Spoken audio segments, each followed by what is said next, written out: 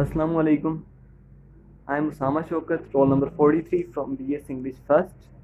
Today, the topic which I have chosen for my presentation is nepotism. Nepotism से आप सब लोग familiar होंगे क्योंकि ये हमारे माशरे में बहुत आम है. ना सिर्फ हमारे माशरे में बल्कि तकरीबन दुनिया के हर मुल्क में नेपोटिज्म पाया जाता है. नेपोटिज्म है क्या? सबसे पहले हमें इसको समझने की ज़रूरत है. So we will start it from definition with also an example and then we will go towards explanation. Nepotism, the practice among those with power or influence of favoring relatives or friends, especially by giving them jobs. वैसे तो आप इस terminology को समझ गए होंगे, आप सब पहले से भी इसके बारे में जानते होंगे, सुना भी होगा आपने, लेकिन मैं इसकी डेफिनेशन को उर्दू में एक दफ़ा ट्रांसलेट कर देता हूँ जिससे आप अगर किसी को समझ नहीं भी आई होगी तो इससे आपको आ जाएगी अच्छी तरह. तो जॉब देने में या किसी भी और इस तरह के काम में अगर कोई पावर रखने वाला बंदा किसी बड़े ओहदे पर फायज इंसान अपने रिश्तेदारों, दोस्तों या जानने वालों को तरजीह देता है तो ये नेपोटिज्म कहलाता है.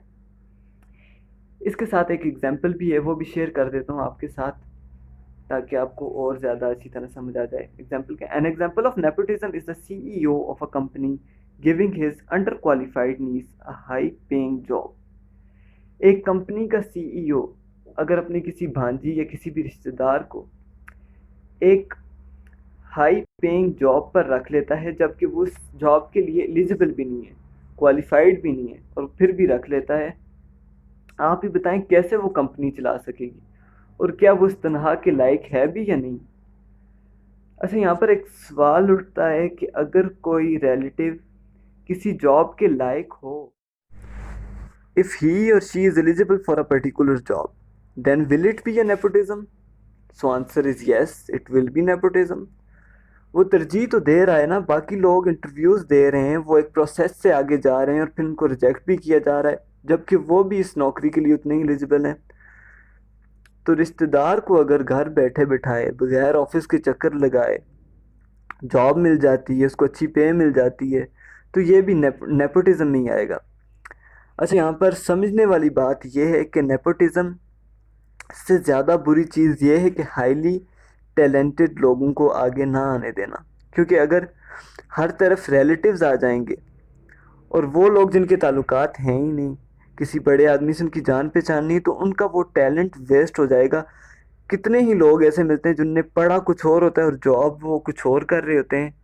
Just for sake of money, वो पैसे कमाने के लिए, उनको पैसों की घर की ज़रूरियात पूरी करने के लिए वो और कोई जॉब देख लेते हैं. जैसे आपने देखा होगा कोई इंजीनियर्स होते हैं ऐसे जिन्होंने इंजीनियरिंग की होती है, वो जाके किसी बैंक में अकाउंटेंट लग जाते हैं,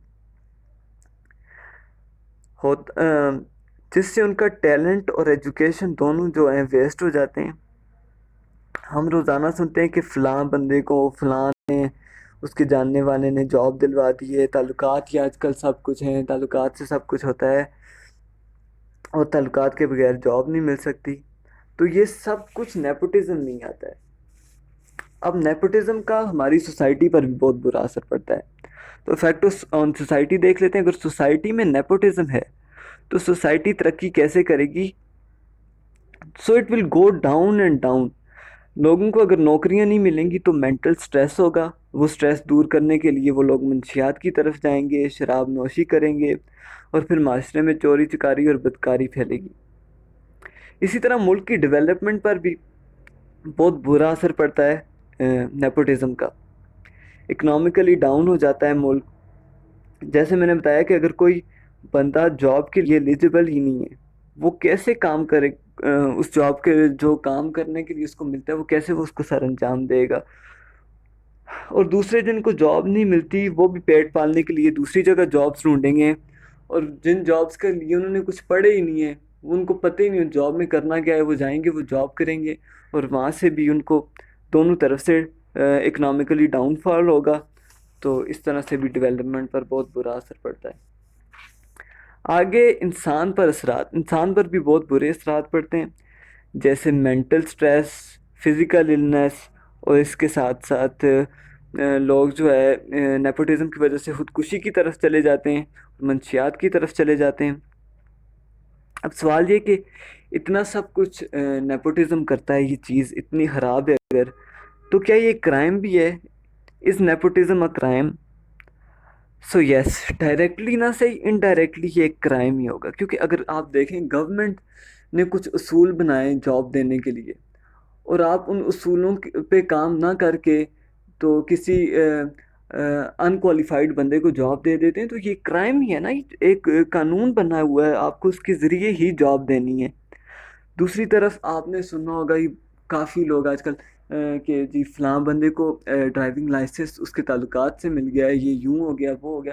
اگر کسی بندے کو اس کے کسی کے تعلقات سے ڈرائیونگ لائسنس مل رہا ہے، اس کی ایلیجبلٹی پہ اس کو ڈرائیونگ آتی ہی نہیں ہے، تو وہ کیا کرے گا؟ لائسنس لے کے روڈ پہ نکلے گا، ایکسیڈنٹ ہوگا، خود بھی مرے گا، ساتھ 2 اور بندے بھی مریں گے، تو کیا ہو گیا؟ یہ کرائم میں ہی ڈائریکٹلی نہ صحیح، انڈائریکٹلی یہ کرائم میں ہی آ جائے گا۔ اب نیپوٹزم کو جہاں تک ختم کرنے کی بات ہے، ختم کرنا اس کو بہت زیادہ مشکل ہے، کیونکہ انسان کے اندر جو ایموشنز ہوتے ہیں اپنے ریلیٹیوز کے لیے، اپنے فرینڈس کے لیے، جاننے والوں کے لیے، وہ کبھی ختم نہیں ہو سکتے۔ لیکن پھر بھی حکومت کو چاہیے کہ اس کو ختم کرنے کے لیے کچھ کرے، کیونکہ یہ بہت ہی ایک بری چیز ہے معاشرے میں۔ ہمارے ملک میں کافی ایسے ادارے ہیں جن میں الحمدللہ یہ برائی نہیں پائی جاتی، لیکن جہاں کہیں یہ ہے بھی، ادھر سے بھی اس کو ختم ہونا چاہیے، تبھی جو ہے ملک اچھی طرح آگے بڑھ سکے گا، اور جو لائق لوگ ہیں وہی آگے آنے چاہیے، اور وہی آگے آ سکیں گے اس کے ذریعے۔ So here we come to end of my presentation, and thank you